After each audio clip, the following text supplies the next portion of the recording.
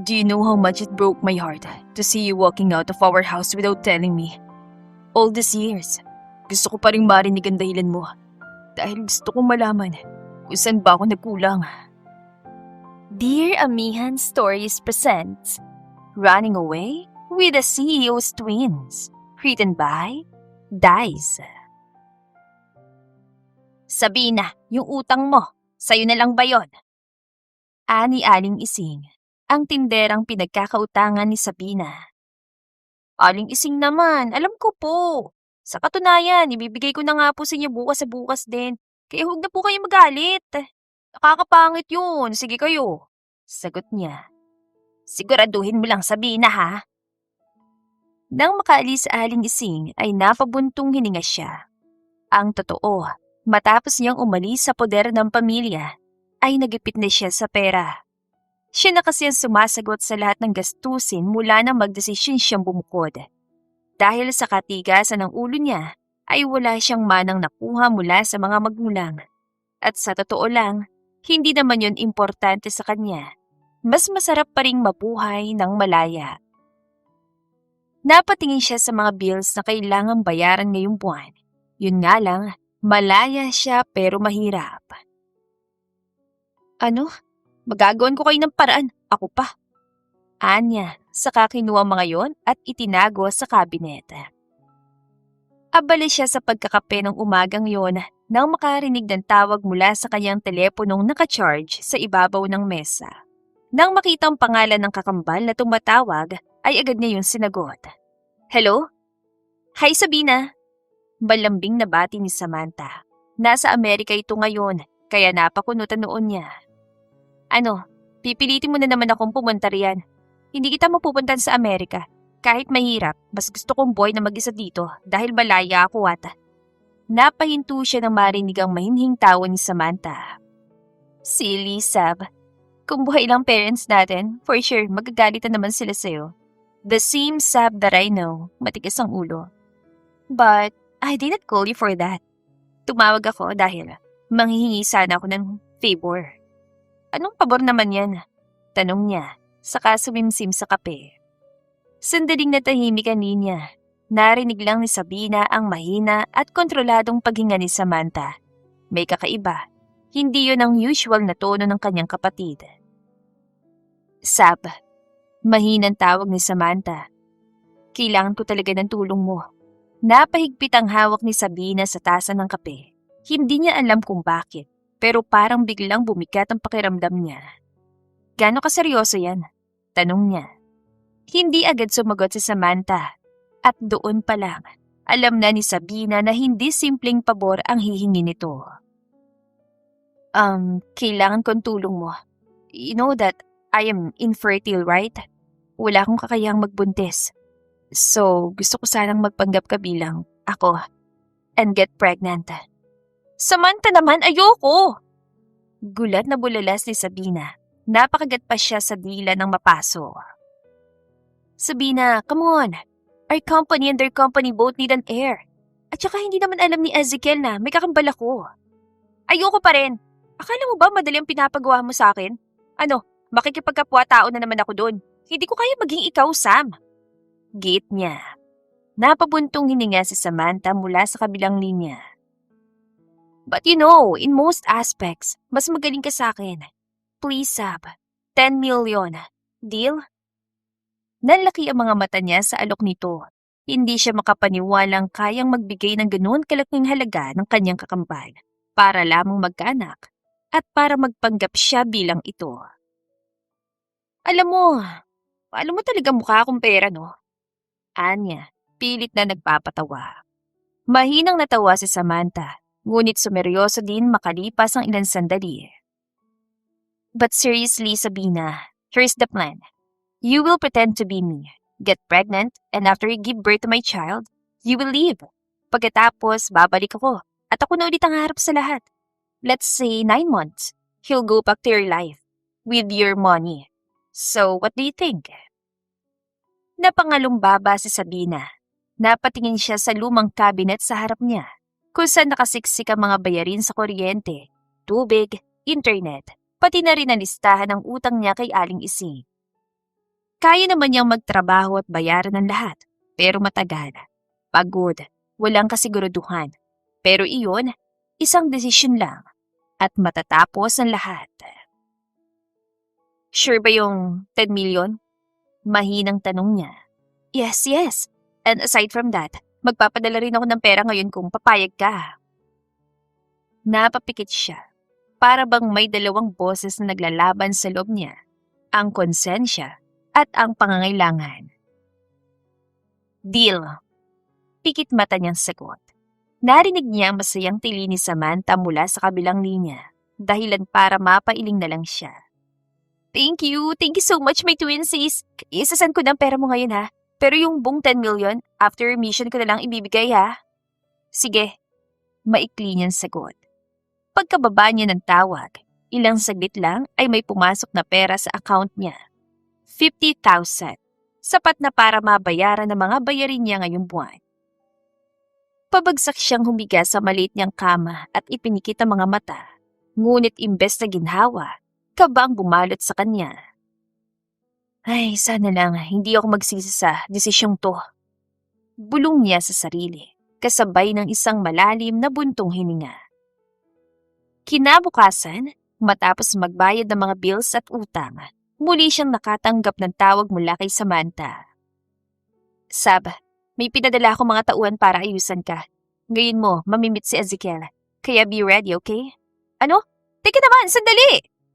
Wika ni Sabina, ngunit huli na, ibinaba na ni Samantha ang tawag. Ilan sandali pa, narinig niya ang paghinto ng sasakyan sa harap ng inuupahan niyang bahay. Mula doon ay bumaba ang isang babae at isang lalaki na agad siyang inalalayan upang isakay sa kotse. Ako na, kaya ko naman. Saad niya ng akmang pagbubuksan siya ng pinto. Pasensya na po ma'am, utos lang po ni Miss Samantha.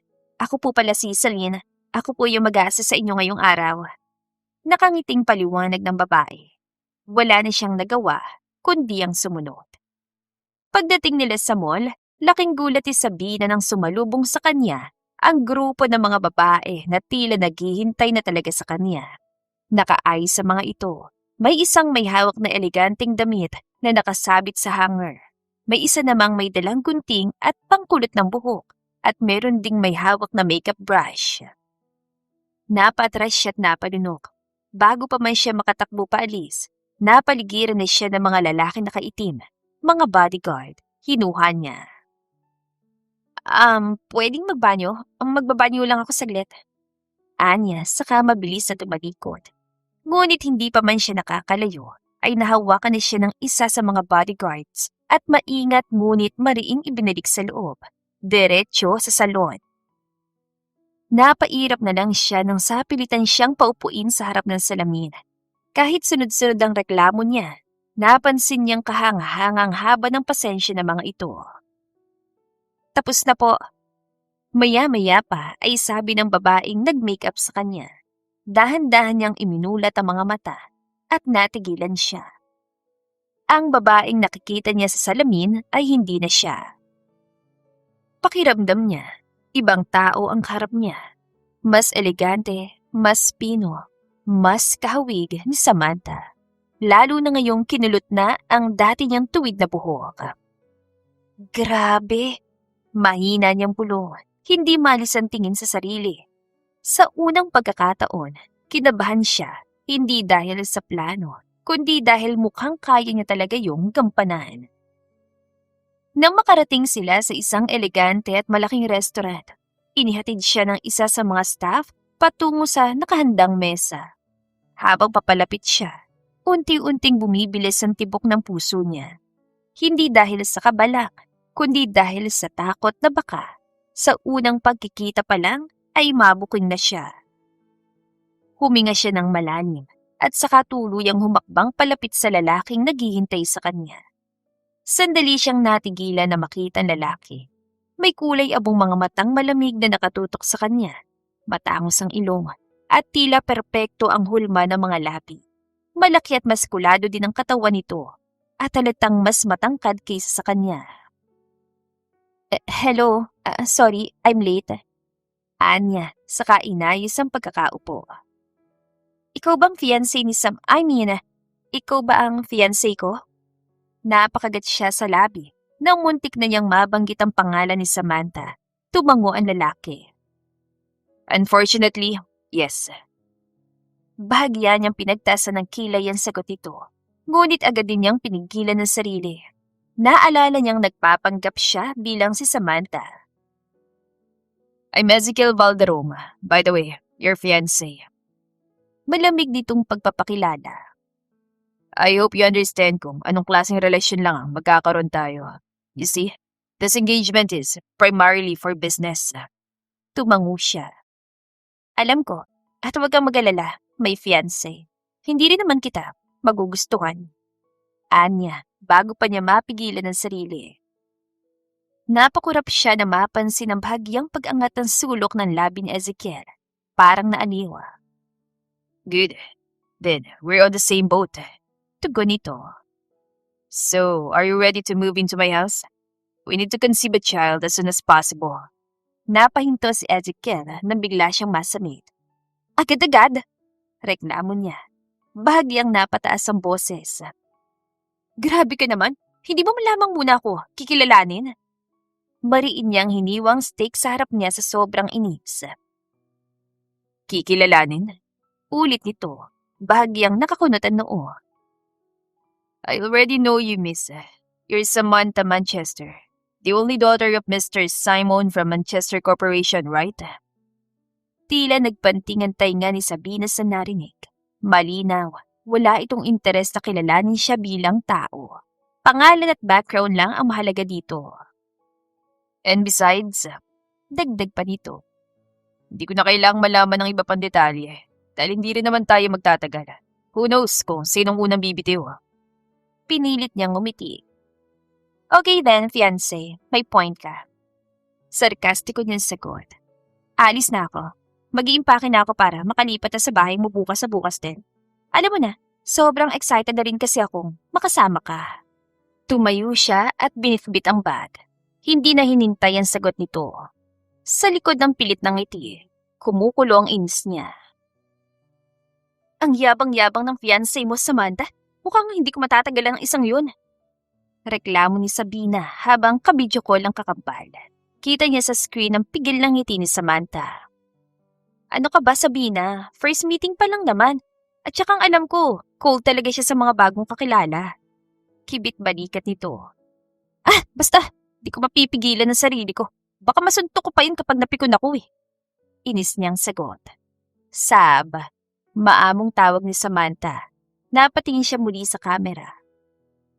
I know, you can do this, okay? Naniniwala ako sa'yo. Kahit hindi ka man ganap na maging ako. Kahit pahabain mo lang ang pasensya mo. Mali mo, magbago rin siya. Just be patient, please.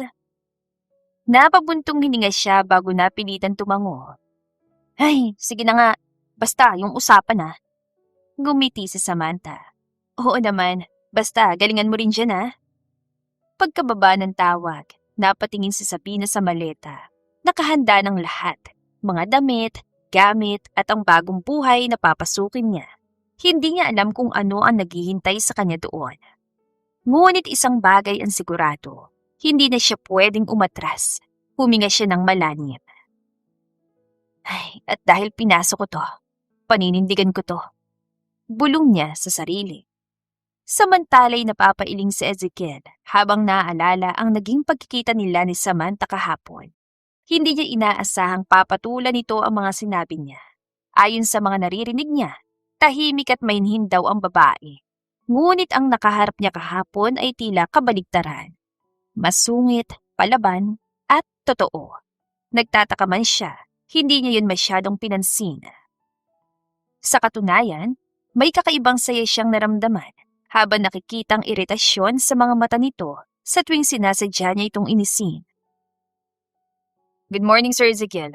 Narito na po sa sasakyan ni Miss Samantha. Wika ng kanyang butler na si Gio. Bagya siyang tumango. Let her wait. Malamig niyang sagot. Ngunit sa kabila ng sinabi niya, napatingin pa rin siya sa relo. Hindi niya maintindihan kung bakit, pero gusto niya itong makita muli. Nasa veranda ng kanyang kwarto si Ezekiel.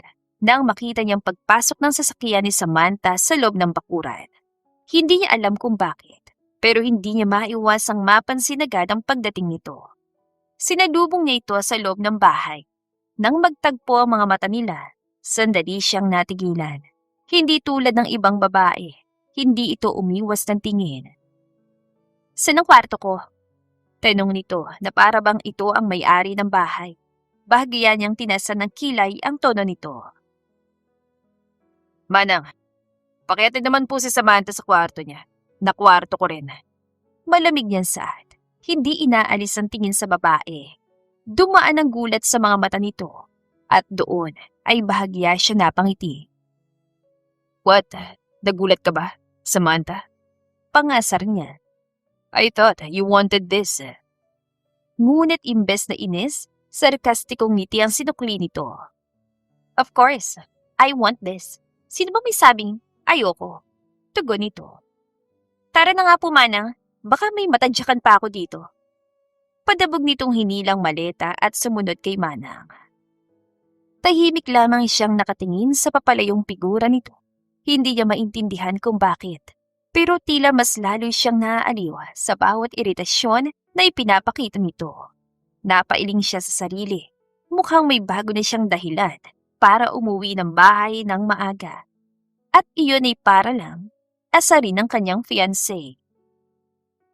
Wala siyang pasok sa kumpanya kaya napagpasyahan niyang lumabas muna upang makipagkita sa mga kaibigan. Nagmaneho siya patungo sa Waves Bar na pagmamay-ari ng isa sa kanyang malalapit na kaibigan.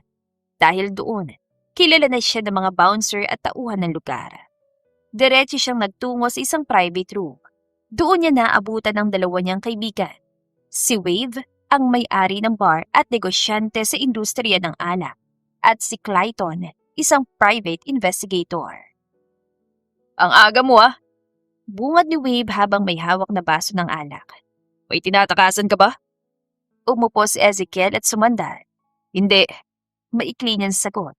Ngunit sa isip niya, may isang babaeng ngayon lang niya nakilala ang hindi niya matanggal sa kanyang isipan. "Ezekiel, you're here!" Bati ni Clayton at nakipag-fist bump pa. Paupo pa lang siya nang salubungin siya ni Wave at inabutan ng isang baso ng alak. "Shut ka muna, Ezekiel, my friend!" Ngise ni Wave. Inisang tungga niya yon bago naupo sa tabi nito. "What brought you here, bro?" Tanong ni Clayton. "I just met my fiancé yesterday." Anya, nagkatinginan ng mga kaibigan niya. "Wow, si Miss Manchester? I thought nasa ibang bansa siya." Nagtatakang tanong ni Wave. "Well, umuwi siya kahapon and I met her." "Kung ganun, kamusta? Okay naman ba siya?" Tanong naman ni Clayton. Hindi siya agad nakasagot. Ngunit nang muling sumagi sa isip niya ang mga nangyari kahapon at kanina, napailing na lang siya. Ngunit may bahagyang ngiti sa labi. "I don't know yet. Hindi ko pa siya masyadong kalala. I cannot say." Anya, bago muling uminom. "But you're smiling, bro. Nakita ko yun." Pangasar ni Wave. "Well, hindi naman masamang magkagusto ka sa fiancé mo, right?" Dagdag ni Clayton. Umiling siya. Alam niyang hindi siya dapat magkagusto kay Samantha. Lalo na't malinaw ang dahilan kung bakit sila magkasama. Para lang yun sa isang bagay. Ang magkaroon ng tagapagmana. "No, I don't like her and I will never." Natigil siya nang biglang magiling ang cellphone sa bulsa niya. Na makitang pangalan ni Manang ay agad niyong sinagot. "Hello? Sir Ezekiel, si Ma'am Samantha po. Nadula sa gilid ng pool." "What?" Bulalas niya at agad na patayo. "What happened to her, Manang? Hindi ba gabi na? Ano pa pong ginagawa niya sa pool?" Gusto raw po niyang mag-night swimming.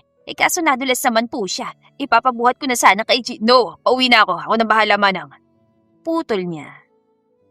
Hindi niya maintindihan kung bakit. Pero agad siyang nagpaalam sa mga kaibigan at nagmamadaling umalis. Hindi pa man nagtatagal ang fiancé niya sa bahay. Nagdulot na agad ito ng sakit ng ulo sa kanya. Silly and a troublemaker. Bulong niya sa sarili habang pinapabilis ang takbo ng sasakyan pauwi. Ngunit sa kabila ng inis, hindi niya maitatangging nag-aalala siya. Samantala, masakit ang balakang ni Sabina. Ngunit pinilit pa rin niyang tumayo upang makalakad pabalik sa kwarto. Naiinis siya sa sarili dahil bigla na lang siyang nadulas. Nagsisisi tuloy siya kung bakit pa niya naisipang mag-night swimming. Muli niyang sinubukang iangat ang sarili, ngunit napasinghap siya nang bigla na lang siyang umangat sa ere. Naramdaman niya ang malaking braso ni Ezekiel na pumalibot sa kanyang bewang upang buhatin siya. Natigilan siya ng magtagpong kanilang mga mata. Siya ang unang nag-iwas ng tingin at mahina itong pinaghahampas sa braso. "Ibaba mo ako! Hindi ko kailangan ng tulong mo! Shut up, Samantha!" Mariing sambit ni Ezekiel. Hindi siya nagpatinag at lalo pang naglikot sa pagkakabuhat nito. "Aayos ka o ihulog kita sa pool?" Napadunok siya nang itapat siya ni Ezekiel sa tubig. Agad siyang tumahimik at napahigpit ang kapit sa balikat nito. Wala siya nagawa kundi ang magpaubaya habang binubuhat siya nito pabalik sa kanilang kwarto. Dahan-dahan siyang inupo ni Ezekiel sa kama. Ngunit bago pa siya makapagsalita, ay bigla siya nitong pinitik sa noo. "Ano ba?" Inis niyang wika at sinaman nito ng tingin. "Is that how you thank me?" "Hindi naman ako humingi ng tulong sa iyo. Bakit ako magpapasalamat?" Muli siyang nakatanggap ng pitik sa noo. "Stubborn. Ganyan ka ba pinalaki ng mga magulang mo?" Saglit siyang natahimik, ngunit imbes na sagutin ito ay iniba niyang usapan. "Bakit ngayon ka lang? Oras ba yun ang uwi ng responsableng asawa?" Pwede naman niya siguro tong tawaging asawa dahil parang naglilibin na sila. Bahagya siyang napairap, pilit itinatagong kirot sa katawan, at ang kakaibang kabang hindi niya maipaliwanag tuwing malapit ito sa kanya. "I was with my friends." "Wow! Humahangout ka pa talaga ha?" Putol niya. Lumapit si Sabina kay Ezekiel at bahagyang yumuko upang amuyin ito. Nang maamoy niyang amoy ng alak, ay pinaningkitan niya ito ng mga mata. "At uminom ka talaga? Huwag mo subukang itanggi ha, amoy na amoy ka." Anya, saka muling inilapit ang mukha sa kuwelyo nito. Ngunit napatigil siya nang maramdaman ang paninigas ng katawan ni Ezekiel. Bahagya siyang napatras. Yes, uminom ako. Pero katulad ng sinabi ko, what we're doing is just for business purposes. Okay lang na may social life tayo pareho. Basta may limit eh." Sagot ni Ezekiel. Bahagya itong tumikhim bago nagpatuloy. "Now my turn. Bakit ka nadulas sa pula? Are you that clumsy?" Batid niyang inaasar na naman siya nito, kaya agad niya itong inirapan. "Aksidente yun, okay? At huwag kang mag-alala, hindi ko naman nagasgasan ng mamahalin mong pool." Paliwanag niya. "I'm not worried about the pool." Sandali itong tumikil, bago muling nagsalita. "I'm worried about you." Diretso itong tumitik sa kanya. Sa sandaling yun, hindi maipaliwanag na Sabina kung bakit. Ngunit ramdam niya ang biglang pagbilis ng tibok ng kanyang dibdib. Agad siya nag-iwas ng tingin. OA. Mahina niyang bulong. Pilit binabaliwala ang nararamdaman. Kinabukasan, ang sinag ng araw mula sa bintana ang gumising kay Sabina. Pagmulat niya ng mata, napansin niyang wala na si Ezekiel sa tabi niya. Nang silipin niyang orasan sa gilid ng kama, ay pasado 9:00 na pala ng umaga. Ngayon lang siya tinanghali ng gising. Mabilis siyang bumangon at nagmadaling bumaba. Pagdating niya sa kusina, naabutan niya si Manang Cecil na abala sa paghahanda ng almusal. Naroon din si Ezekiel na mukhang kadarating lang.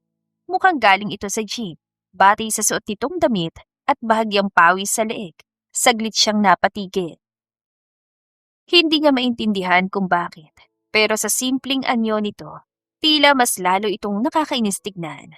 O baka naman, mas lalo lang siyang naapektuhan. "Good thing you're awake. Good morning." Nito na makita siya. Good morning.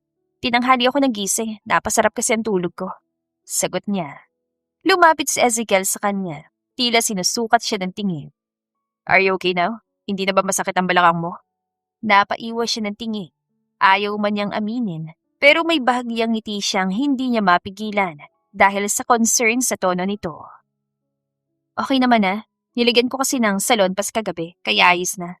Anya. "Mabuti naman kung ganun." "Bakit mo pala naitanong?" "We're going somewhere." Nangunot ang noon niya. Saan naman? Hindi ba't may trabaho ka? I just took a 1-month leave. Nanlaki ang mga mata niya. Akala niya'y magkakaroon siya ng pagkakataong masolo ang bahay sa mga susunod na araw. Sandali, bakit ka nag-leave? For our honeymoon. Tipid na sagot nito habang hinahalo ang kape. Honeymoon? Hindi pa nga tayo kinakasal tapos honeymoon agad. Nababaliw ka na ba? Sinamaan siya ng tingin ni Ezekiel. I told you, we need to conceive a baby. Kaya dadaling kita sa isa sa mga villa ko. So, we can have our time together. At isa pa, kailangan yun dahil hindi ko alam kung totoong kaya mong magpuntis. I just want to make sure. Anito. Sa isip ni Sabina, napailing siya. Iba talagang mag-isip ang lalaking ito. Pero sa kabila noon, bahagya siyang kinabahan. Paano kung katulad siya ni Samantha? Paano kung hindi siya mabuntis? Mawawala ang lahat ng kanilang plano. Eh di fine, pero sinasabi ko sa'yo, healthy ako. Matigas niyang sagot. Talaga lang ah? Oo naman! Malakas ang loob niyang wika. Hindi nagtagal ay natuloy ang honeymoon kahit hindi pa naman sila kasal. Ilang oras ng biyahe patungong Siargao. Napamulat si Sabina nang maramdaman ang pananakit ng balikat niya. At ganoon na lamang ang gulat niya nang makita si Ezekiel. Nakasandal ito at natutulog sa kanyang balikat. Sandali siyang natigilan.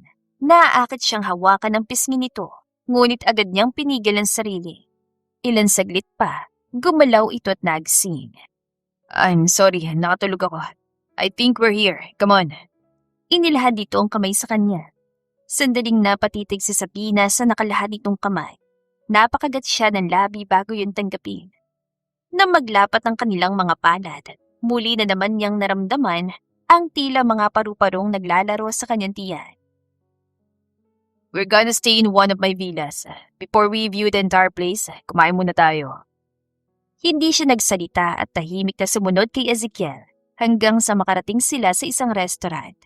Inabala niya ang sarili sa pagkain ng tacos at nachos nang magsalita ang lalaki. After eating, anong gusto mong gawin? Dumiretso muna tayo sa villa mo para magpahinga. Siguro, hapon na natin libutin ang lugar. Sagot niya. Matapos kumain ay dumiretso sila sa villa nito. Mangha niyang pinagmasdan ng lugar. Presko, tahimik, at tila ba bahagi ng kalikasan ng kabuuan niyon. Napatingin siya sa malawak na dagat sa labas. Payapang mga alon, kaya naman naisipan niyang maligo sa tubig. Mabuti na lang at marunong siya lumangoy. Pumasok siya sa loob ng villa upang magpalit ng itim na two-piece swimsuit. Ngunit ang maalala niyang nasa loob pa ng kanyang maleta ang cover-up. Muli siyang lumabas. Natigilan siya na makita si Ezekiel sa sala. May kausap sa telepono. Akmang maglalakad na siya patungo sa maleta nang humarap ito. Pinasadahan siya nito ng tingin mula ulo hanggang paa. Bahagya siyang nailang sa suot, kaya napaatras siya ng isang hakbang nang lumapit ito. Ngunit na walang pagkailang na yon nang marahan nitong ayusin ang kanyang buhok at hawakan ang pisngi niya. Kumabog ang dibdib niya. You look nice. Do you want me to go with you? Hindi niya maiwasang mamula sa sinabi nito. Ikaw ang bahala, pero mauna na ako. Nang makalabas siya ay sakalang muling kumalma ang tibok ng kanyang puso. Pagdating sa pampang, hinubad niyang suot na cover-up at iniwan iyon sa buhangin bago sumuong sa dagat. Malamig ang tubig, ngunit dahil mainit ang klima, sakto lang ang pakiramdam niyon sa kanyang balat. Nagsimula siyang lumangoy ng marahan hanggang sa lumalim ang tubig. Nawala siya sa sarili habang pinapanood ang mga isdang kasabay niyang lumalangoy sa ilalim.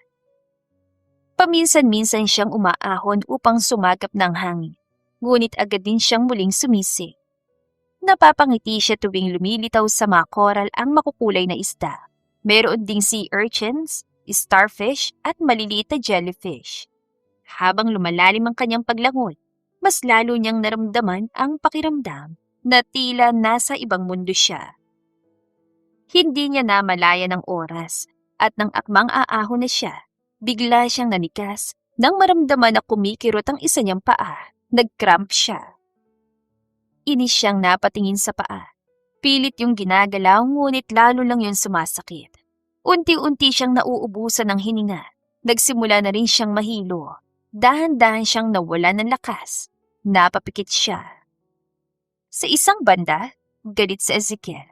Ngunit mas nangingibabaw ang pag-alala. Inalarma na niya ang buong isla tungkol sa pagkawala ni Samantha. Pero hanggang ngayon ay wala pa rin siyang natatanggap na tawag. What the? It's been 5 minutes since I called. Wala pa rin. Ibinaba niya ang tawag. Sawa na sa paulit-ulit na paghingi ng paumanhin mula sa kabilang linya.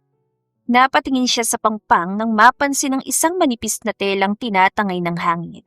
Agad niya yung tinakbo at kinuha. Nang makilala niyang itsura niyon, ay napahigpit ang hawak niya. Kay Samantha yun. Napalingon siya sa malawak na karagatan at doon siya kinabahan ng tuluyan. Agad siyang nagpatawag ng mga tao at bangka upang suungay ng dagat. May mga diver din siyang isinama. Sir, negative. Takot na saad ng isa sa kanila. Napakuyom ang kanyang mga kamao. Gusto niyang sisihin ang sarili sa nangyari. Hindi niya mahanap si Samantha at habang mariin niyang hawak ang cover-up nito, lalo lamang lumalala ang kutob niya. Sir, sandali, ano pong gagawin niyo? Wala po kayong life vest. Hindi na niya hinayaang matapos ang sinabi ng lalaki. Hinubad niya ang kanyang pangitaas at agad na sumuong sa tubig. Buong tapang at determinasyon ang bumalot sa kanya. Kahit anong mangyari, hahanapin niya si Samantha. Ilang oras siyang paulit-ulit na sumisid at umahon. Ngunit sa bawat pagangat niya sa ibabaw ng dagat, wala pa rin siya nakikitang bakas nito. Akmang muli siyang sisisid nang marinig niyang sigaw ng isang diver mula sa bangka. Sir, may nasagi pong babaeng isa sa mga diver natin. Baka siya na po yung hinahanap niyo. Nagmamadali siyang lumangoy patungo sa bangka. Balutan tuwali ang katawan ng babaeng agad niyang nakilalang si Samantha. Agad niyang sinalo ang ulo nito. Umigting ang pag-alala niya na makita kung gaano ito kaputla. Samantha, anya, sa kamarang inihiga ito upang mag-CPR. Ipinuwesto niya mga kamay sa dibdib nito at nagsimulang mag-compress. Ilan segundo pa, sakay niya tinakpan ang bibig nito at dahan-dahang pinasukan ng hangin. Mabilis niyang sinuri ang pulso nito ngunit wala pa rin siyang maramdaman. Sir, no, kaya ko siyang sagipin. Mariin niyang pigil sa kanilang staff. Muli siyang nag-compress. Pilit na kinokontrol ang sarili. Alam niyang kaya niyang gawin yun. Pero nangingibabaw ang takot kaya hirap siyang mag-focus. Samantha, come on. Bulong niya bago muling ibigay ang rescue breaths. Ilan sandali pa, biglang umupo ang babae. Napabalikwas ito ng bahagya habang iniluluwan tubig na nalunok mula sa dagat. Nanlaki ang mga mata ni Ezekiel at bago pa makapag-react si Samantha ay mahigpit na niya itong niyakap. Thank God you're awake. Wala na siyang pakialam sa mga matang nakatingin sa kanila. Sa sandaling yun, iisa lang ang mahalaga. Ligtas si Samantha.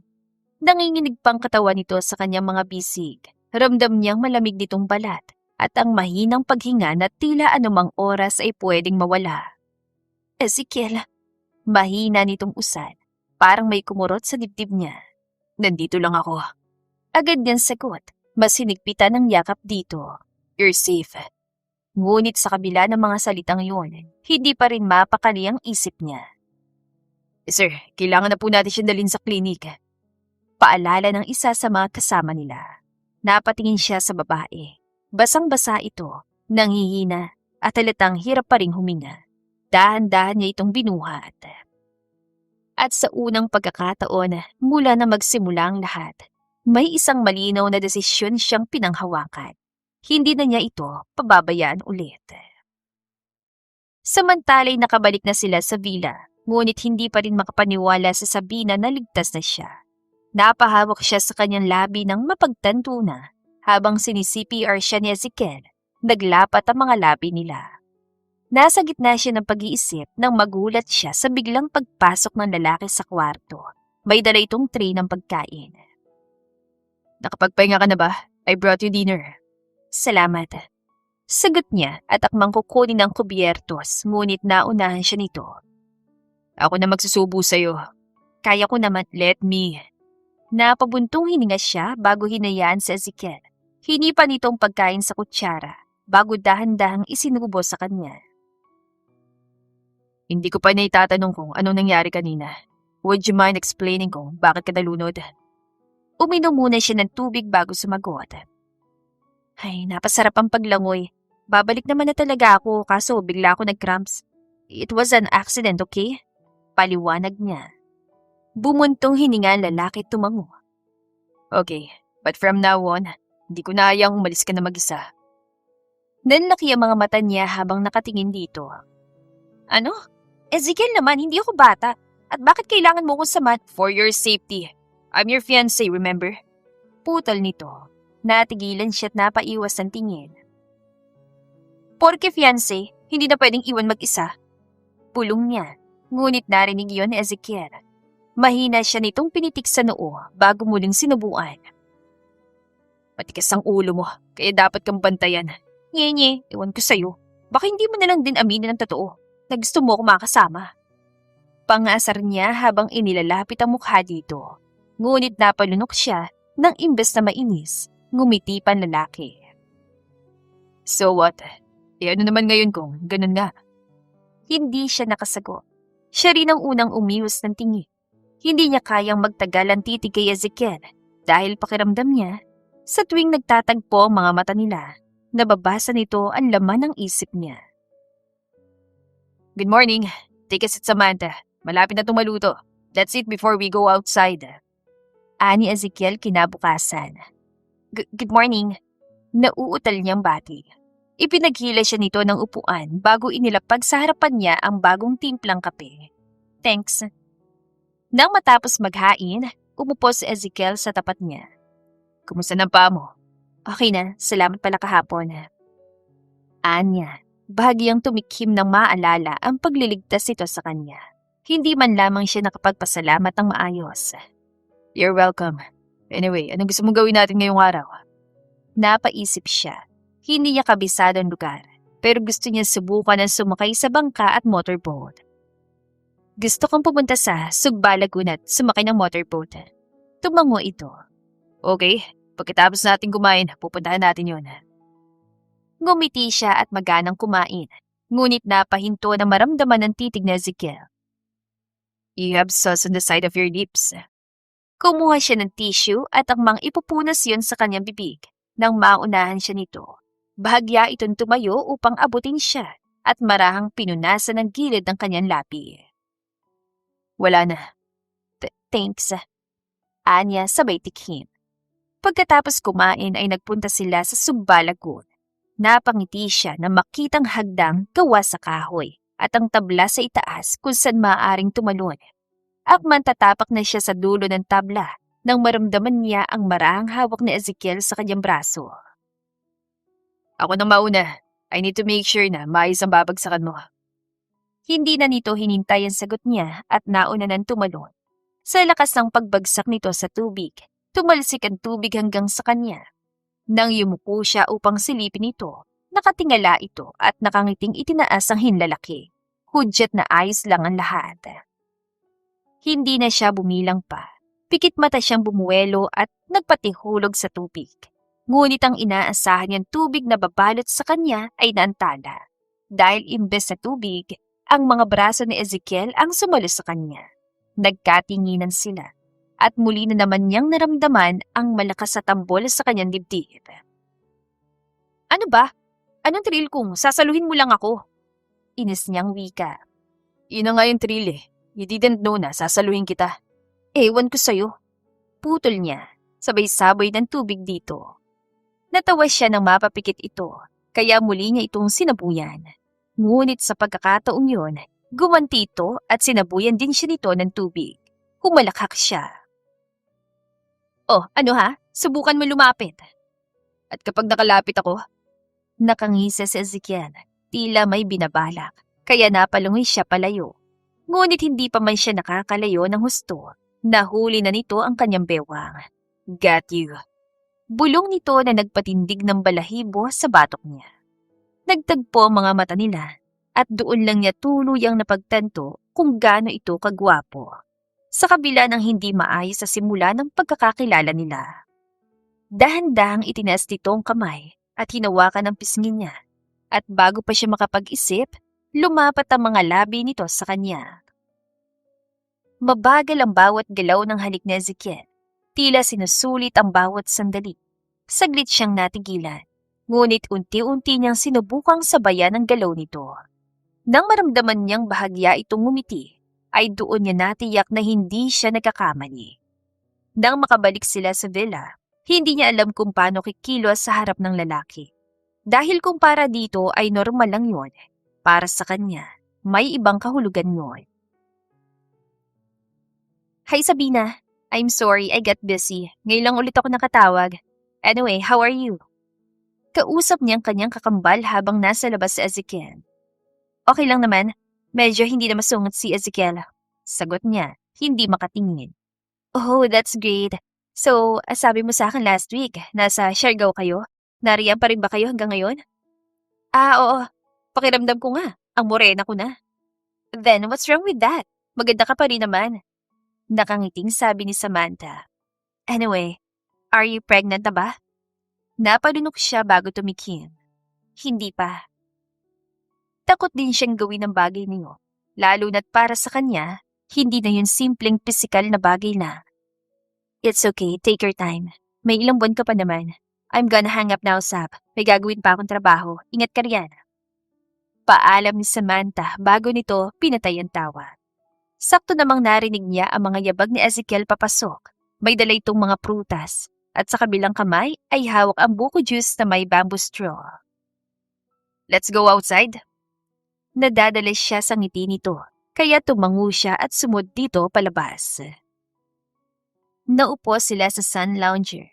Akala niya ay tig-isa sila, ngunit hinila siya nito upang umupo sa tabi nito. Nakasandal siya ngayon sa matigas na dibdib nito habang nakatanaw sila sa malawak na dagat. Dahan-dahang hinawi nito ang buhok niya papunta sa kabilang balikat, saka ito pumuwesto sa espasyong yun. I'm thinking about something. Ano naman yun? Tanong niya. Pilit ginagawang normal ang tono ng boses sa kabila ng kaba. I'm thinking about us. Panimula ni Ezekiel. Naisip ko lang, sa mga oras na magkasama tayo, what if, subukan natin. Hindi lang para sa business. Let's give ourselves a chance, lalo na't ikakasal na rin naman tayo. And we're going to have a family. Saglit itong tumigil bago nagpatuloy. In that way, hindi na natin kailangang magkunwari sa harap ng ibang tao. Because when the time comes, malay mo, mahal na natin ang isa't isa. Napangiti siya, ngunit may paitlon. Kung alam lang nito na hindi siya ang babaeng nakatakda nitong pakasalan. Paano kung hindi yun mangyari? Tanong niya, saka humarap dito. Nangunutan noon ito. What do you mean? I'll make that happen no matter what. Mahina siyang natawa. Why are you laughing? Do you think I'm joking? I'm not joking, Samantha. Huminto ang tawa niya. Sa unang pagkakataon, mas tumama sa kanya ang pangalang mo. Selos ba yun? Isang damdaming hindi niya inaasahang mararamdaman, lalo na para sa sarili niyang kakambal. Noong bata pa sila, si Samantha ang paborito ng kanilang mga magulang. Mabait at malambing kasi ito, samantalang siya'y matigas ang ulo at maiksi ang pasensya. Ngunit hindi siya nagtanim ng sama ng loob. Mas pinili niyang mamuhay ng tahimik na mag-isa. I'm serious. Dugtong ni Ezekiel. Hindi ko hayaang hindi matuloy ang kasal natin. Hindi ko hayaang mawala ka. Baka sa matinding kaseryosohan sa boses ito. At doon ay natahimik siya. Napaiwas siya ng tingin at ibinaling ang atensyon sa dagat. Malakas ng hampas ng alon. Ngunit sa kabila niyon, ay marami pa ring taong sumusuong upang lumangoy. Humigpit ang hawak niya sa gilid ng lounger. Hindi niya alam kung ano ang mas mahirap, ang magsinungaling o ang magsabi ng totoo. Ezekiel, mahina niyang tawag dito, ngunit hindi niya itinuloy. Dahil sa sandaling yon, naisip niyang kapag sinabi niyang totoo, mawawala ang lahat. Ang mga simpleng sandali, ang pagtawa, ang paraan ng pagtingin nito sa kanya, na para bang siya ang pinili nito. May sasabihin ka? Tanong nito, bahagyang yumuko upang silipin ang mukha niya. Umiling siya. Wala. Napaisip lang. Ilang oras pa silang nag-usap bago bumalik sa villa. Sa susunod na araw ay babalik na sila ng syudad. Kaya ngayon niya naisip gawin ang bagay na siyang tunay na dahilan kung bakit siya naroon. Ezekiel, paano kung malaman mo isang araw na ang taong inaakala mong totoo ay nagpapanggap lang pala? Random thought lang. Bungad niya paglabas ni Ezekiel mula sa banyo. Nagpupunas ito ng buhok nang mapahinto sa tanong niya. Then, kailangan ko malaman ang rason niya kung bakit. Para matimbang ko kung dapat ko ba siyang patawarin o hindi. Kibit balikat na sagot nito bago tumabi sa kanya sa kama. Tumango siya. Kung ganon, sigurado din siyang hindi siya nito mapapatawad. Bakit mo naman bigla naisip yan? Tanong nito. Wala lang. May napanood kasi akong movie tungkol sa babaeng nagpapanggap. Sagot niya, saka mahinang tumawa. You shouldn't stress yourself about that. Anyway, malapit na tayo umuwi. Anong huling bagay na gusto mong gawin dito bago tayo tuluyang umalis? Napangiti siya at napatingin sa kulay abong mga mata ni Ezekiel. Sa isip niya, kung magkakaanak man sila, sana'y makuha nito ang mga mata ng lalaki. What is it? Ulit na tanong ni Ezekiel. Let's stay like this tonight. Mahina niyang sabi. Gusto kong maalala tong lugar. Kasama ka. Napansin niya ang bahagyang pagbabago sa ekspresyon ni Ezekiel. Hindi nagulat, kundi mas malalim. Dahan-dahan niyang itinaas ang kamay at hinawakan ang pisngi nito. At nang magtagpo ang mga mata nila, unti-unti niyang inilapit ang mukha niya rito, hanggang sa maglapat ang kanilang mga labi.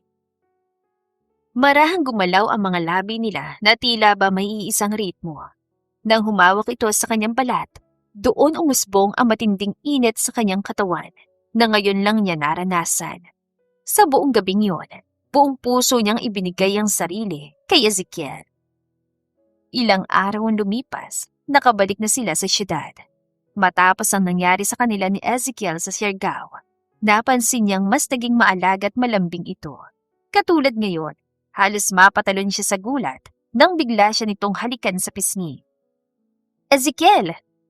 Did you already take your PT? Hindi pa, sagot niya. Mula nang mangyari ang lahat sa Siargao, tila naging bahagi na ng kanilang araw-araw ang mga gabing magkasama. Madalas din itong umuuwi ng mas maaga mula sa opisina para lamang samahan siyang kumain ng hapunan. Sure ako, magkakalaman na to ngayong buwan ngayong linggo. Nisa ni Ezekiel habang hinahawakan ng kanyang impes na tiyan. Kinilabutan siya, ngunit kalaunan ay napangiti din. Porsigido ka talaga, no? Yes, and I will make sure that I'll be the best dad and the best husband for you when the time comes. Nagpaubaya siya nang hilahin siya nito para sa isang yakap. Kusang pumulupot ang kanyang mga braso sa bewang nito. Sa ngayon, nais na lang muna niyang sulitin ang bawat sandaling kasama ito. Batid niya na anumang oras ay maaaring magbago ang lahat at hindi niya alam kung paano niya yun tatanggapin. Tuwing nagtatrabaho si Ezekiel, naiiwan siya sa bahay upang tumulong kay Manang Cecil sa mga gawain, para na rin malibang ang sarili. Samantha, ako na riyan. Naku, baka mapagalitan kami ni Sir Ezekiel kapag nalaman niyang gumagawa ka riyan. Sabi ni Manang Cecil. Umiling siya at itinabi ang hose ng tubig. Kasalukuyan siyang nagdidilig sa kanilang garden nang mapansin siya nito. Manang, okay lang po. Huwag kayong magkalala kay Ezekiel. Ako pong bahala. Nakangiti niyang sabi.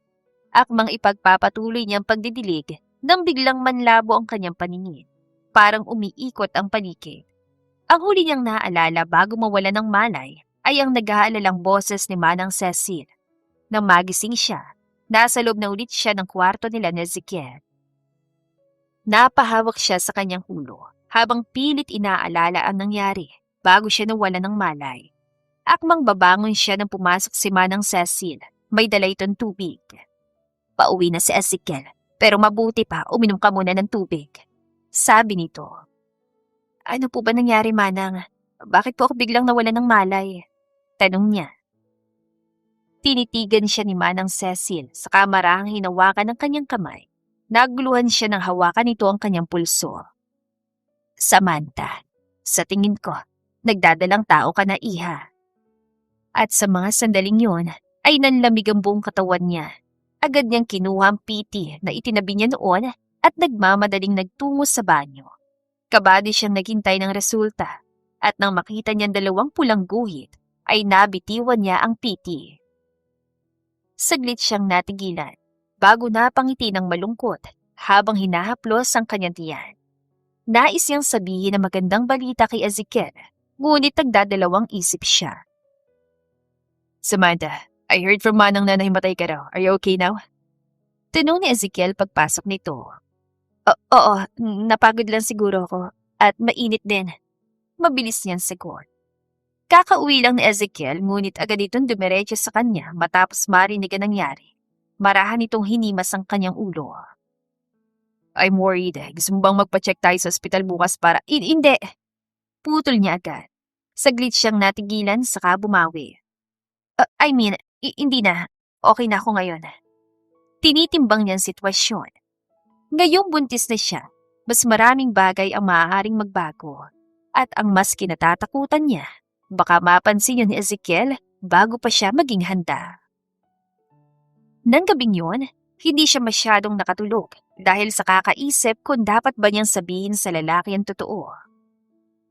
Samantha, you're not eating your food. Do we have a problem?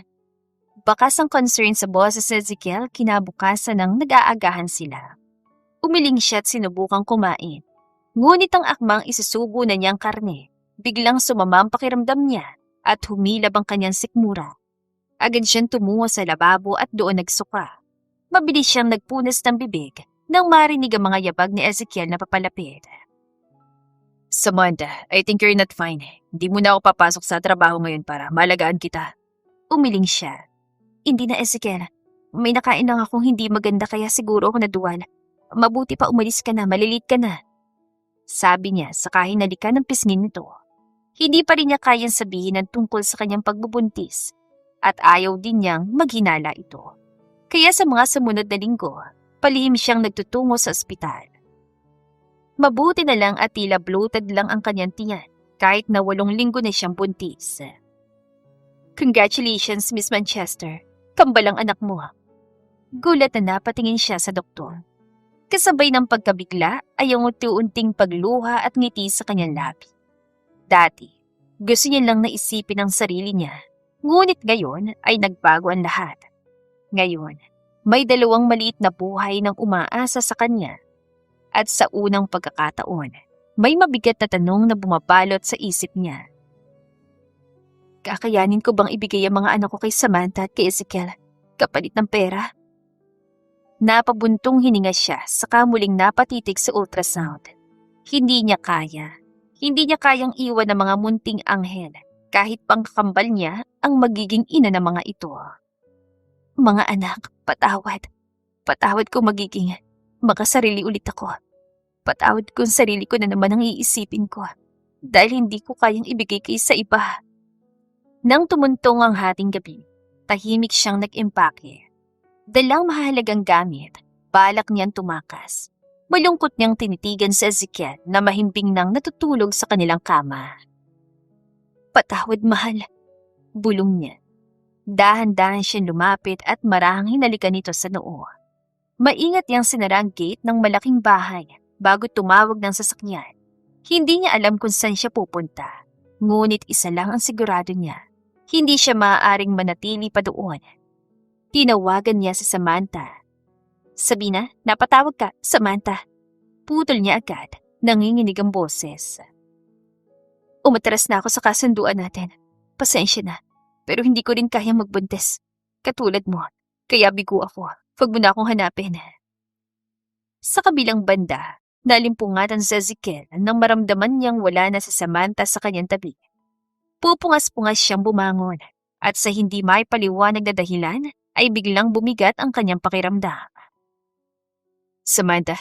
Samantha! Paulit-ulit niyang tinawag ang fiancé habang mabilis na inisa-isa mga kwarto, pasilyo at iba't ibang bahagi ng bahay. Ngunit wala ito. Ano ho yun, sir? Tanong ni Manang Cecil na kadarating lang mula sa palengke. Manang, nakita mo ba si Samantha? Umiling si Manang Cecil.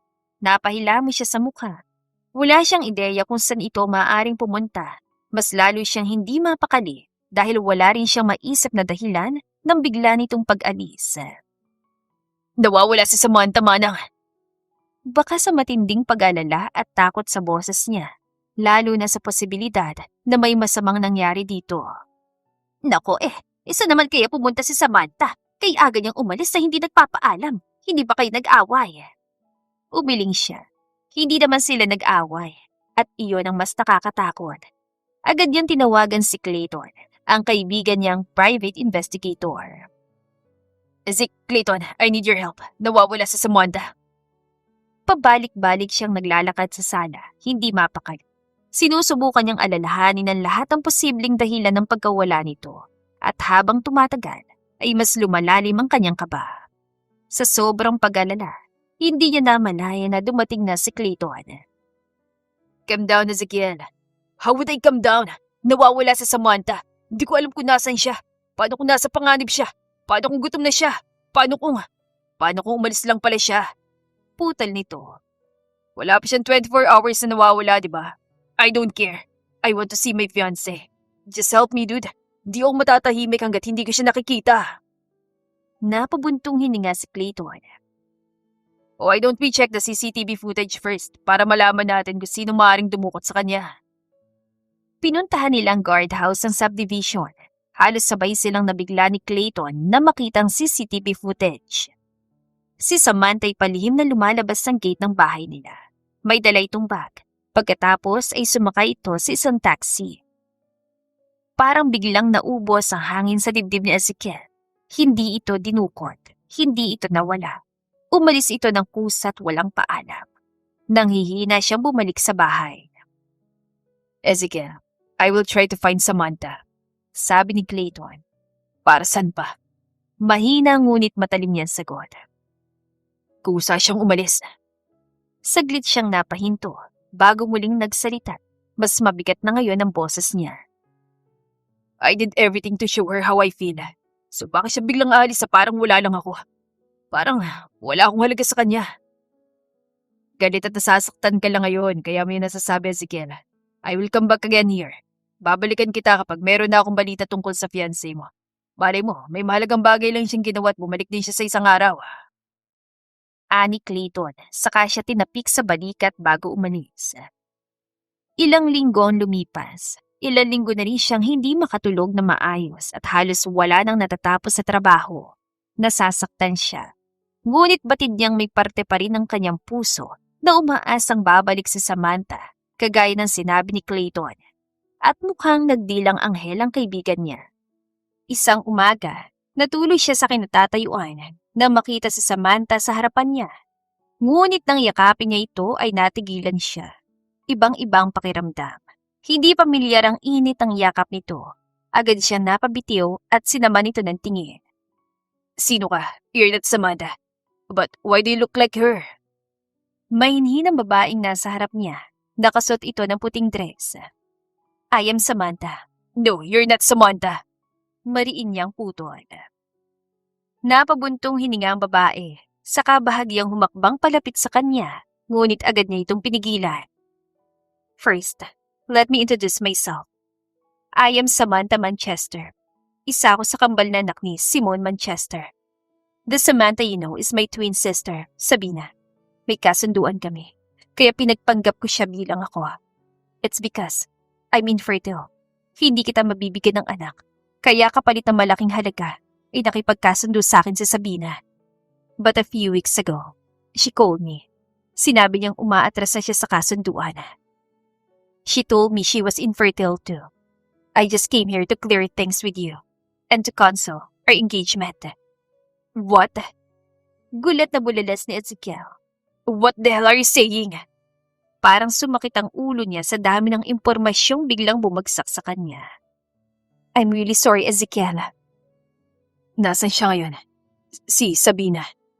Putol niya, halos hindi may pagdugtong ang mga salita. Umiling ang babae sa kanapayuko. Hindi ko alam. Ang tangang sinabi lang niya sa akin ay, huwag ko na siyang hanapin. Paulit-ulit na mura ang nabitiwan ni Ezekiel. Hindi niya alam kung galit ba yun o sakit. Unti-unting nabuo sa isip niya ang isang nakakapanglabot na katotohanan. Kaya pala sa unang pagkikita pa lang may mali na. Kaya pala hindi tugma ang mga kwento ng ibang tao tungkol kay Samantha. Kaya pala parang may tanong ito noon tungkol sa mga taong mapagpanggap. Dahil simula pa lang, hindi talaga si Samantha ang kasama niya, kung hindi si Sabina. Napaiyak siya sa bigat ng kanyang natuklasan at sinuntok ang pader ng kwarto dahil sa matinding emosyon. Wala na siyang pakialam sa pagpapanggap o kasunduan. Si Sabina na lang ang tanging nais niyang hanapin, san man ito naroroon. 6 na taon ang lumipas. Masayang pinapanood ni Sabina ang kanyang kambal na anak habang sumasayaw mga ito sa entablado. Nasa daycare na mga bata, kaya hinahatid sundo niya mga ito sa kalapit na daycare center sa kanilang barangay. Mommy, ang galing ko po sumayaw, di ba po? Mas magaling pa kay Adriel? Mahinang tanong ni Elena, isa sa kambal. Nangingiti siyang umili. Pareho kayong magaling para sa akin. Nasaan na ba yung kapatid mo, anak? Uuwi na tayo. Inilibot niyang kanyang paningin sa paligid. Nang makita niya si Adrian na nakatulalang pinapanood ang mag-amang naglalaro ng bola sa court, ay tila kinurot ang kanyang puso. 2 beses niya itong itinawag bago nakuha ang atensyon nito. Sorry po, Mommy. Uwi na po ba tayo? Pag-uwi nila sa bahay, magluluto na sana siya ng pananghalian nang marinig niya ang boses ng kanilang kapitbahay na si Linda. Magkaedad lang sila ng babae at ito rin ang pinakamalapit na taong nakilala niya mula nang lumipat sila sa baryo. Sabina, nako, mabutit nakauwi na kayo ng mga anak mo. Tama-tama, may biyaya sa barangay. Sabi ni Linda. Anong biyaya? Tanong niya. May mayaman negosyante na nagpapamigay ng relief goods sa barangay hall. Halika! Sandali, yung kambal. Ibibiling ko na lang kay Tondon. Mabilis lang tayo. Nagmamadaling sagot ni Linda. Napabuntong hininga siya bago napapayag. Sumakay sila ng tricycle at nang makarating sa barangay hall, ay siksikan ng mga tao. May pila para sa relief goods. Nagkaroon kasi ng bagyo sa lugar nila, ilang linggo na nakalipas. Halika, pumila na tayo. Sabi ni Linda. Sumunod siya't pumwesto sa likod nito habang sinusuri ang mga nakalagay sa malaking eco bag. Mukhang marami, no? Galante nagbigay. Bulong ni Linda. Halos nasa unahan na sila ng pila nang mapadakon tingin niya sa isang bahagi ng linya. Puro babae ang naroon. Nagtataka siyang tumingin sa taong namimigay ng relief goods. Bigla siyang natigilan. Parang huminto ang mundo niya. Dahil naroon ngayon ang lalaking 6 na taon ng laman ng puso at isip niya. Ang lalaking iniwan niya noon. Napakurap-kurap siya bago tuluyang napagtantong si Ezekiel ngayon. Nang siya nang susunod sa pila, mabilis niyang kinuwang item at nagpasalamat. Umuwi na tayo, Linda. Ano, sandali, magpa-picture muna tayo sa pogi. Kung ayaw mo pang umuwi, mauna na ako, Linda.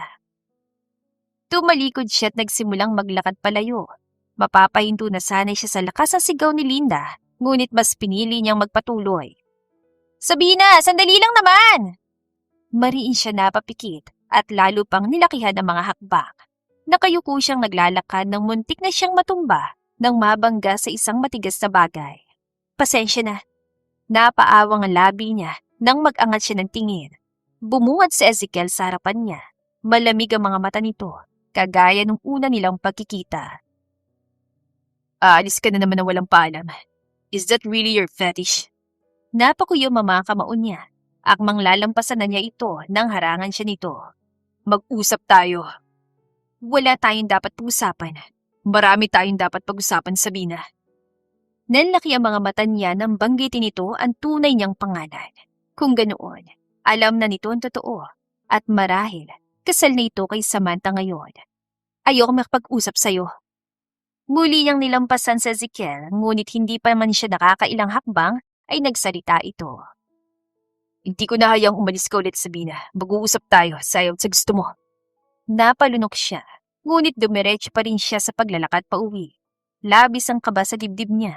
Alam niyang galit sa Ezekiel at natatakot siyang pati ang mga batay madamay. Ngunit kung aalis ulit sila ngayon, paniguradong wala na rin silang mapupuntahan. Nanigas siya na makarinig ng katok mula sa kapitbahay. Sabina, may naghahanap sa'yo sa labas!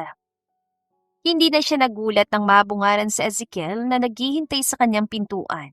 Pumasok ito sa loob ng bahay bago pa niya ito imbitahan. Let's talk. Fine. Pero pagkatapos nito, ipangako mong hindi mo na ako guguluhin. Ayoko namang himasok sa buhay yun ni Samantha. Nangunot ang noo nito. What do you mean? Huwag ka magpanggap na parang hindi kayo kasal matapos nang. Dahan-dahan siya napahinto ng may mapagtanto. Kung kasal na si Samantha kay Ezekiel, bakit to narito ngayon at gustong makipag-usap sa kanya? Ano bang ginagawa mo pa rito kung nalaman mo namang hindi ako sa Samantha? Kung gusto mong marinig ang paghingi ko ng tawad dahil sa pagpapanggap ko, edi sorry, umalis ka na. Nag-igting ang panga ni Ezekiel. Ganun lang kadali sa'yo lahat.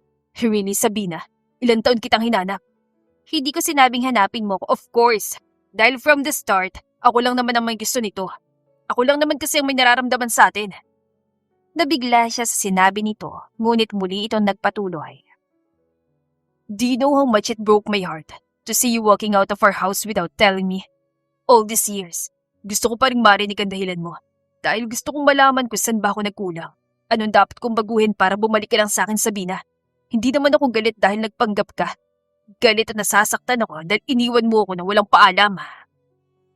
Napaawang ang labi niya nang may tumakas na luha mula sa mga mata ni Ezekiel. Unang beses niya itong nakitang umiyak sa harapan niya. Nanginginig na rin ang sarili niyang luha. Paano kitang hindi iiwan? Hindi ka para sa akin. Para ka kay Samantha nakakambal, hindi ko siya gusto. At matagal na naming pinutol ang engagement. Ano? Nung umalis ka, ilang linggo na kalipas. Akala ko bumalik ka pero nagkamali ako. Dahil hindi pala ikaw yan kundi ang kakambal mo. That's when she explained everything to me. Nanlalambot siyang napaupo. Hindi niya alam na umuwi pala sa Samantha matapos noon. She told me that you were infertility. But it doesn't matter to me anymore. Pwede tayo mag-alaga na lang na hayop o magampon. Just take me back, please. Paosa sa ni Ezekiel. Tila pinigang puso niya sa narinig. Kung alam lang nito ang totoo tungkol sa kambal, akmang magsasalita na sana siya upang magpaliwanag nang biglang pumasok si Adriel. Mami, nadapa po si Elena! Sumbong nito na agad nagpatayo sa kanya. Dali-dali siyang lumabas upang puntahan ang anak. Nang makita niya itong umiiyak habang hawak ang tuhod na dumurugo, agad niya itong binuhat at dinala sa loob ng bahay. Kumuha siya ng first aid kit sa kusina. Habang ginagamot ang sugat ni Elena, naramdaman niya ang titig ni Ezekiel sa kanilang mag-ina. Sabina. Batid niya ang labis sa gulat nito habang salitang pinagmamasdan sina Elena at Adriel na ngayon ay nagtataka ring nakatingin kay Ezekiel. Mami, bakit po kamukha niya si Adriel? Bulong ni Elena. Mahina siyang napangiti saka humugot ng isang malalim na buntong hininga. Mga anak, Adriel, Elena, I'm sorry. Ngayon ko lang to sasabihin sa inyo pero siya si Ezekiel. Siya ang daddy niyo. Anya, saka bumuhos ang luha niya nang tumakbo si Elena patungo kay Ezekiel at saka yumakap. Sumunod din si Adriel na nung unay nahihiya pa, ngunit kalaunan ay nakiyakap na rin. Daddy, bakit niyo lang po kayo nagpunta dito? Matagal ka na po namin gusto makita at makasama. Ani Elena, parehong umiiyak ang kambal habang mahigpit na nakayakap kay Ezekiel. Hindi niya kayang tignan na mag-aama sa ganun sitwasyon, lalo na't batid niyang kasalanan niya kung bakit matagal na nawalay ang mga ito sa isa't isa. Bigla siyang napaisip, paano kung hindi siya tumakas ng gabing yun? Paano kung imbes na umalis, ay hinarap niya ang problema? Ngunit magsisi man siya, batid niyang hindi na niya maibabalik pa nakalipas. Anong mga totoong pangalan nila? Kailan sila pinanganak? Meron ba silang hilig gawin? Tell me, Sabina, anong gusto ng mga anak natin? Sunod-sunod ang mga tanong ni Ezekiel kay Sabina nang mapag-isa sila. Tulog ng kambal sa kwarto matapos ang mahabang iyakan. Maging ang mga mata nilang dalawa ni Ezekiel ay mamula-mula pa dahil sa pag-iyak. Sasabihin ko sa iyo pero, Ezekiel, gusto ko lang na malaman mo na may karapatan ka magalit sa akin at bakit? Bakit ako magagalit kung noong mga panahon dapat kasama mo ko, wala ako sa tabi mo? Sabina, sa tingin mo ba talaga kaya kong magalit ang sobra at matagal? Hindi siya sumagot, kaya nagpatuloy sa Ezekiel at marahang hinawakan ang mga kamay niya. Sabina, gusto kong malaman mo na kahit anong gawin mo, palagi mas matimbang ang pagmamahal ko sa iyo at sa mga anak natin. Malungkot siyang umiti. Patawarin mo ko kung itinago ko sa iyong kambal. At kung nagsinungaling ako, natakot lang kasi ako noon at napagtanto kong hindi ko pala kaya mawali sa kanila. Kahit pa si Samantha dapat sana nilang maging ina noon. I was so selfish and a liar. Sabina, akala ko tatahimik ng buhay namin kapag nakalayo na kami sa inyo. Pero nahanap mo pa rin pala ako. I guess, it's destiny.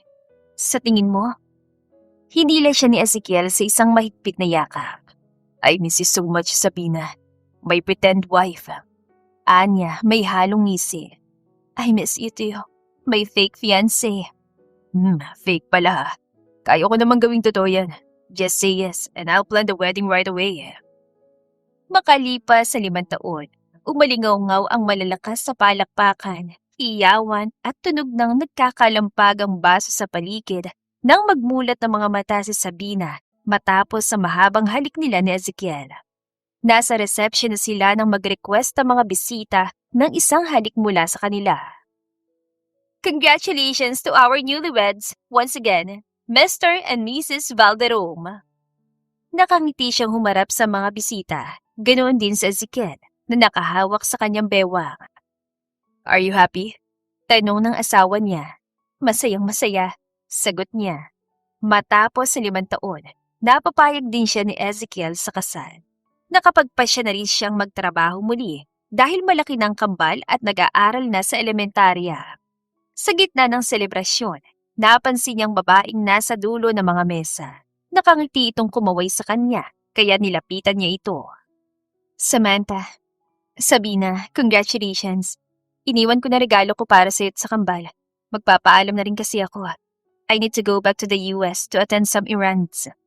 Hanggang ngayon, nagtatrabaho ka pa rin, Samantha? Why don't you chill sometimes para makapagpahinga ka naman? Well, I will try to do that soon. Anyway, hindi pa rin ako makapaniwala ng kakambal kong matigas ang ulo ay isa ng ganap na may bahay ngayon. Nakangising ani Samantha. Pabiro niya itong inirapan. Whatever, Samantha. Ninang ka ulit kapag nabuntis ako, ah. Tumatawang tumango ang kakambal niya. Nakatingin ditong asawa mo. Sa tingin ko, hinahanap ka na niya. Hayaan mo siya. Basta, mag-ingat ka ron, ha. Biling niya sa kapatid bago ito niyakap na mahigpit. Noong magkita sila muli ni Ezekiel, kinausap niya si Samantha. Doon ito nalaman ang buong katotohanan. Nagulat man ito, hindi naman ito nagalit.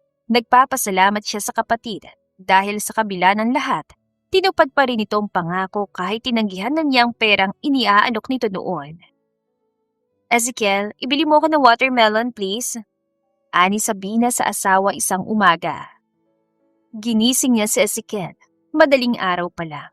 Ngunit tila naglalaway siya sa pakwan at hindi malaman kung bakit. Umungo lang sa Ezekiel kaya paulit-ulit niya itong inalog. Ezekiel, kapag hindi mo ko binilhan ng pakwan ngayon, maghihiwalay na tayo. Wala pang 5 segundo ay agad na itong bumangon at hinanap ang susi ng sasakyan. Of course, watermelon for my wife coming. Meron ka pa bang ipapabili? Gusto ko rin ng fries sa pie. Natatakam niyang sagot.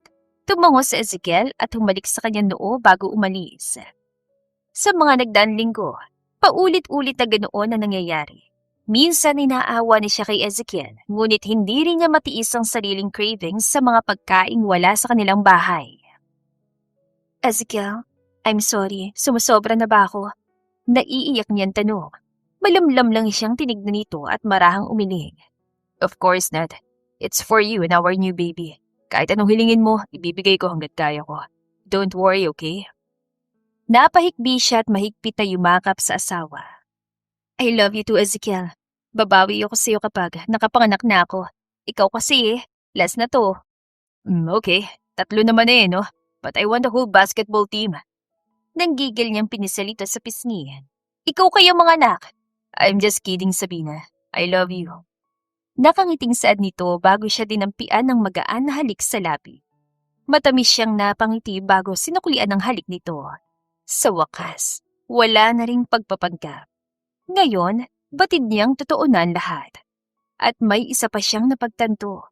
Hindi lang pala pera ang nakapagpapayaman sa isang tao, kundi pati ang isang pamilyang puno ng pagmamahalan.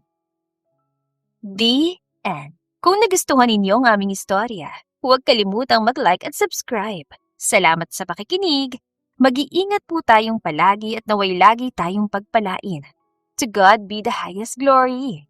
Hanggang sa muli. Paalam!